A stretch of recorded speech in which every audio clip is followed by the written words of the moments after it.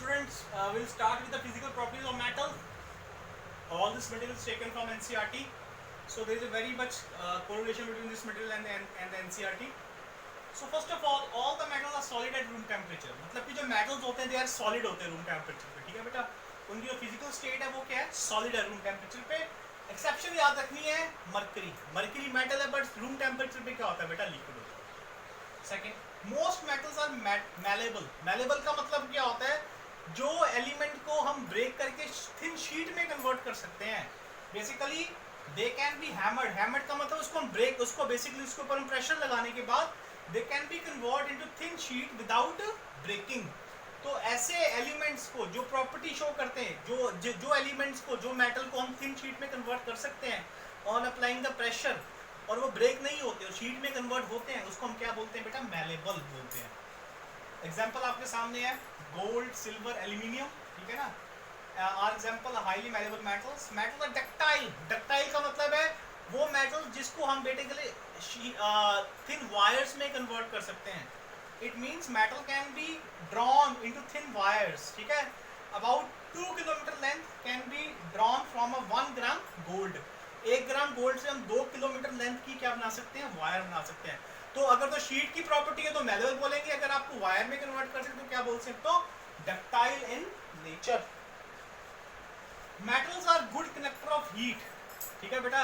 इसको हम बोलते हैं थर्मल कंडक्टिविटी भी बोलते हैं कि मेटल में से हम हीट को क्या कर सकते हैं? ट्रांसफर कर सकते हैं, ठीक है ना.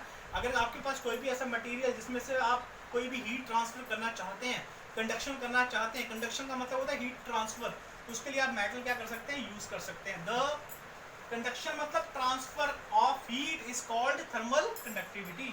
Silver is the best conductor of the heat. Lead is the poorest conductor of the heat. Mercury is also a good conductor. तो बेटा ये जो आपने 2-3 जिसमें टर्म्स आपको याद करनी पड़ेंगी, आपसे क्वेश्चन आ सकता है 1 मार्क का, which is the good conductor of heat. तो आपने याद रखना सिल्वर, पुअर के आपका lead. Metal are also good conductor of electricity. अब बेटा ये इसको बेसिकली जो मेटल्स होते हैं they are good conductor of electricity. Question आता है व्हाई? क्योंकि मेटल्स के पास क्या होते हैं? फ्री इलेक्ट्रॉन्स होते हैं. क्या होते हैं? फ्री इलेक्ट्रॉन, मोबाइल इलेक्ट्रॉन्स होते हैं. जिस एलिमेंट के पास फ्री इलेक्ट्रॉन्स होते हैं, मोबाइल इलेक्ट्रॉन्स होते हैं, वो इलेक्ट्रिसिटी क्या कर सकता है बेटा? कंडक्ट कर सकता है. तो देखिए electron, the electrical and thermal conductivity are due to presence of free electrons. तो मेटल के पास फ्री इलेक्ट्रॉन्स हैं तभी ये आपका कंडक्टिविटी क्या कर सकता है? कर सकता है.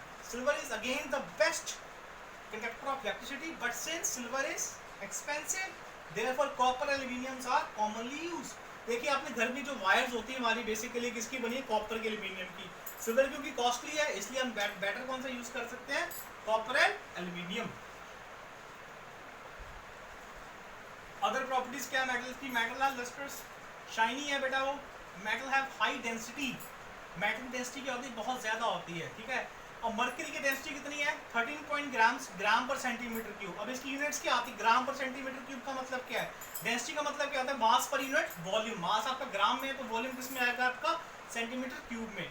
इसके एक्सेप्शंस क्या है? Sodium and potassium are the exception. उनकी डेंसिटी क्या होती है बेटा? बहुत कम होती है. वैसे तो मेटल की डेंसिटी हाई होती है पर सोडियम पोटेशियम क्या होते हैं? सॉफ्ट होते हैं.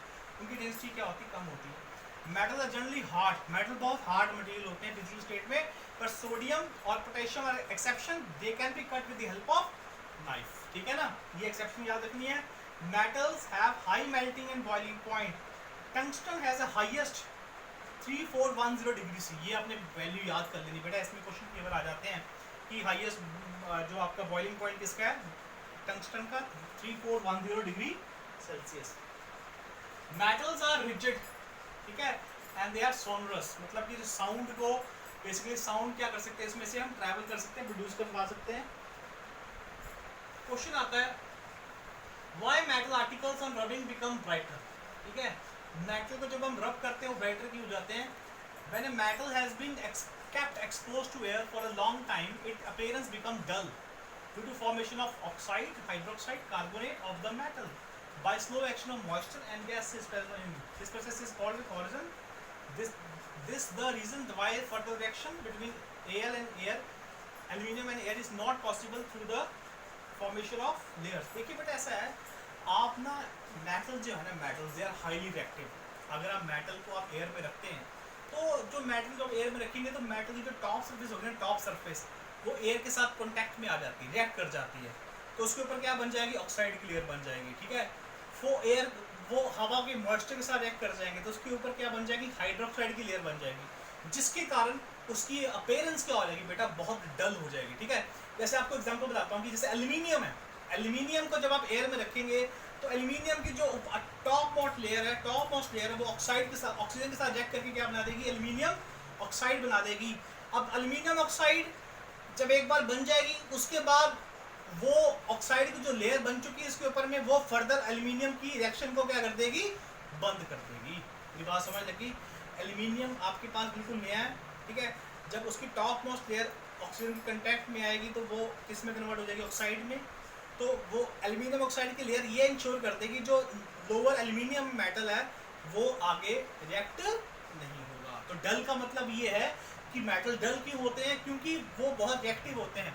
जो इसकी टॉप मोस्ट लेयर है वो ऑक्सीजन के साथ, वाटर के साथ रिएक्ट करके क्या बना देती है, लेयर्स बन जाती है इसके ऊपर, जिसकी वजह से उसकी अपीयरेंस क्या हो जाती है बेटा, डल हो जाती है। अगर आप उसको रब कर देंगे फिर से उसके बाद शाइनिंग अपीयरेंस उसकी आपको दिखाई देनी शुरू हो जाएगी। अब नॉन मेटल की प्रॉपर्टीज देख लीजिए एक बार। नॉन मेटल्स क्या होते हैं, ब्रिटल होते हैं। ब्रिटल का मतलब क्या होता है बेटा, टूट सकते हैं, जल्दी टूट जाते हैं वो। नॉन मेटल और नॉन टक्टाइल, अब जब ब्रिटल ही है तो वो वायर्स में कन्वर्ट नहीं हो सकते। They are bad conductor of heat and electricity. Exception है यहाँ पे ग्रेफाइट। ग्रेफाइट के पास अपने पास फ्री क्या होते हैं, इलेक्ट्रॉन्स होते हैं, ठीक है। नॉन मेटल में भी सॉलिड, लिक्विड और gas at the standard temperature pressure. STP का मतलब होता है standard temperature and pressure. Non metal are generally soft. Non metal soft होते हैं। एक्सेप्शन क्या है इसकी, डायमंड। बेटा आपने एक्सेप्शन बहुत याद रखनी है एक बार, एक्सेप्शन से क्वेश्चन बहुत ज्यादा आते हैं, एक्सेप्शन आपने बहुत ध्यान से देखनी है। Non metals have low melting and boiling point. Exception क्या आता है, डायमंड एंड ग्रेफाइट, ठीक है ना। Non metal have low density. Exception क्या है यहाँ पे, आयोडीन। इसकी डेंसिटी क्या होती है, आपके पास ज्यादा होती है। So with this we come to an and with the physical properties of metal and non-metal. If you have any question in the physical property of metal, non-metal, you can just comment on my channel. You can also message me. In the next video, I will going to explain the chemical properties of the metal and non-metal. Thanks.